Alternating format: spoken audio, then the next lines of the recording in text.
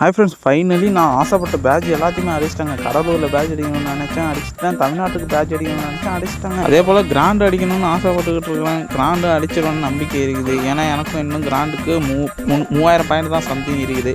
அதையும் அடிச்சுட்டு கண்டிப்பாக நம்ம சீசனில் கிராண்டில் இருப்போங்க. ரீஜன் இல்லை, கிராண்ட் மாஸ்டரில் இருப்பேன் சார். சரிங்களா?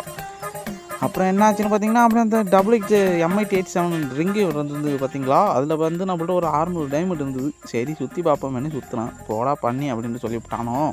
சரி ஒன்றும் பிரச்சனை இல்லை, மறுபடியும் ஒரு 90 பின்னு போன பார்த்தா போடா பண்ணின்னு மறுபடியும் சொல்லிவிட்டானோ. சரி பரவாயில்ல, மறுபடியும் 90 போடுவோம் அப்படின்னு போட்டால் போடா பண்ணி போயில அப்படின்னு விட்டானுங்க. என்னடா நீ என்னைய பண்ணி விட்டியா அப்படிங்கிறியா அப்படின்ட்டு மறுபடியும் ஒரு 90 போட்டாங்க.